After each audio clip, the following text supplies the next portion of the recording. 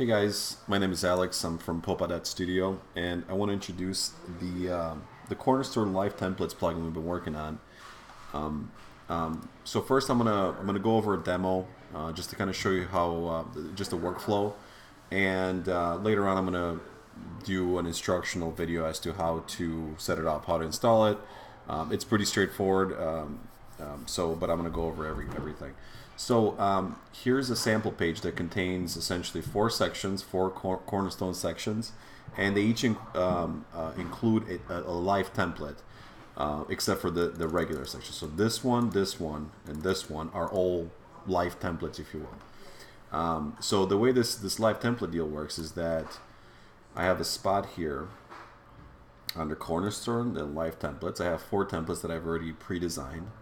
And if I were to edit one, and I change it to, some random things, this has changed now, and then I go back here and refresh, this instantly takes place, right? And this goes across the board. So if I go to, let's say, the other template, template 2, and I edit this at Cornerstone, the cool thing here is I can literally just start over. If I decide to just change completely the layout of this and just go with an accordion and that block quote, I could do that, right? So I can go back here, and now this is now an accordion, right? So this is pretty powerful in terms of what you can actually achieve. The other cool thing is that it actually works with regular pages as well. They don't have to be Cornerstone type pages. So if I go again back to my live template section into a regular page, and I say, okay, testing, I'm going to change it to an Edge 4, right? And then I'm going to do what else? I'm going to say, okay, let's just play around here, right? Update. Then I go back. This is the bottom template, right? So that's smaller, and it says nice like that. So let's talk more about usage and the various options we have. Here's the first template we ended up with, and we have a blank page here. And so what the plugin does is it adds an element called live template to the builder. So the way it works, just like any other Cornerstone element, you drag and drop it, and then it says, okay, let's choose a template. This is the first one.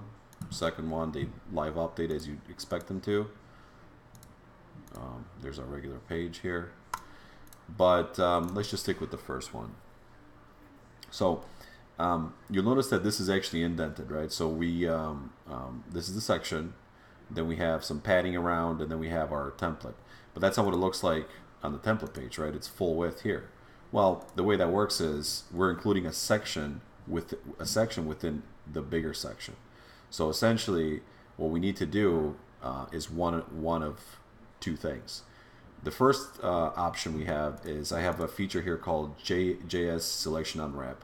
So JavaScript selection unwrap. If I toggle the switch, nothing will happen on the builder side. However, the page itself, so if I toggle the switch, I go save, then I look at the page itself, you'll notice that now it's full width. So essentially the way this works is this in JavaScript code on the client side that unwraps the section around it, and it makes it the same as here. Right, but that's a JavaScript trick, right? So I expect some feedback on how well this works. But the other option that will work for sure on every device is you can actually take the time to. I'm going to toggle this back, but you can take the time to actually just remove the padding, right? So the padding, the default section padding for Cornerstone are 45 top and bottom. And we also have, in the row, we have column container flipped on. If I go like this and I go save, now, by default, we have the full width section. Okay, so now let's talk about the other options that we have for the live element. If you take a look at the live template element, there are also ID, class, and style. So where do those get applied to? They actually get applied to the section, this section of the template. So what this allows for is for some extra flexibility. If you start off with a fairly unstyled template like this, so it's gray text on gray background, that's what the template looks like. If I go up here and say, okay, I want on this page alone, I just want the color to be white. So I can do that, say, okay, save. And then this page now has the template with the white color, while the template itself still stayed the same. So again, if I add here, I can also say, this is actually an important distinction. The background color by itself does not get applied, and that's because the way the Cornerstone shortcodes work, they always apply a background color style entry for every section. So then, unless you actually say important, they won't get applied. But that's how you would use background color, and this is the only exception. Everything else should be the same. So if I go, you know, that, and I go, there's our modified template. So this is what the page looks like now, but the template itself still looks the same. So that's how the inline style gets applied. Now the classes also work the same way. So and I'm gonna show you an example of this as well. But before I do that, I want to point out that there's another feature here that says debug mode. Debug mode is really useful in case you don't know exactly what's not working, what you can do to change it to fix it. Because what it does is once you flip it, it actually gives you the shortcode that Cornerstone typically builds. So this is the Cornerstone shortcodes that build your interface, your page. And if you look through here, you can kind of tell what gets applied where. You know, style, okay, style is color, okay, that's applied. So you'll notice that our stuff is applied right here. Color white, background color with important. Okay, so if I delete it, what did it look like? Okay, so there's nothing. It just inherits the default template.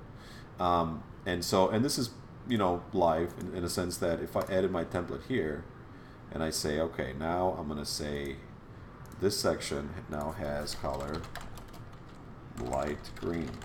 Okay, so you have to actually move something here for it to change. So now if I look inside the debug mode and I look inside the section, you'll notice, oh, there's color light green. Okay, so flip the debug back, and I can tell that yes, my template did update. But again, if I go color white, now this updated here, and if I go in debug mode, you'll notice what it actually does. So it adds to the template in the same way that CSS sort of works. So it's like it's cascading. It's a cascading effect. So you'll see that the section has the color light green here, but right away we also have color white. And this is pretty important when it comes to classes, the class attribute, right? So I'm going to say, okay, this is the original class. And again, just got to flip this back and forth so we can get a refresh. So you'll see here, oh, original class gets applied. So from this template here, I said original class, and now it's also applied to my page. But what if I do second class here? Well, you'll notice that what happens is I have the original class and the second class applied in an intelligent way, so where it makes sense. So again, this is powerful because you can have different versions of the template by just CSS, you know, attributes and such. The only distinction is the ID attribute, because that should be unique, right? So if I go here and I say original ID, save, and then I go, let's flip this back and forth here, you'll notice, okay, we have original ID. But what happens if I give it another ID, second ID? You'll notice this does not get added on, it actually just gets replaced, as it should. It should be just a unique identifier for the page. So that pretty much goes over everything. Okay, so let's go over installation and best practices with this plugin. So you install the plugin, you download it from the, once you download the zip file from the page, you go add new, then you would upload the plugin, install and activate. And what the plugin will do is it will create this section under Cornerstone entry called Live Templates. But before you create your very first template, you need to verify the settings area, right? So you need to ensure that Live Templates is added to the allowed post types. Oftentimes, I try to automate this a little bit, but there's probably a little bit more work to be done, and I just don't have the time to do it. But so what you need to do is after you install it, you go here. By default, this is what it looks like, posts and pages. So what you need to do is just type in live templates. Make sure this is added and click update. So now what this says essentially is that the live template section here could also be edited with Cornerstone. That's what that does. So if I were to create a new template, I'm going to say template demo 3. And I essentially have this option here to edit it with Cornerstone. You don't have to do that, but that kind of defeats the purpose if you don't have it. So you go edit with Cornerstone. So I'm just going to create a quick one just to have something here, right? Once it's all said and done, then I can just go on and use it. Go to page, maybe let's create a new page.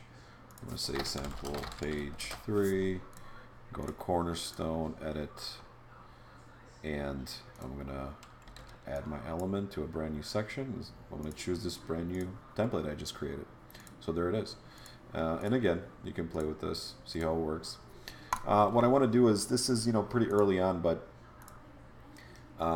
this is the first version of the template. I'm sorry, the plugin. And so what I'm going to do is I'm going to open the comment section on the blog post where you downloaded the plugin from, and you can just give me feedback or feature request, that kind of thing, right on there. So that's it. Thank you guys for watching, and let me know if you have any questions.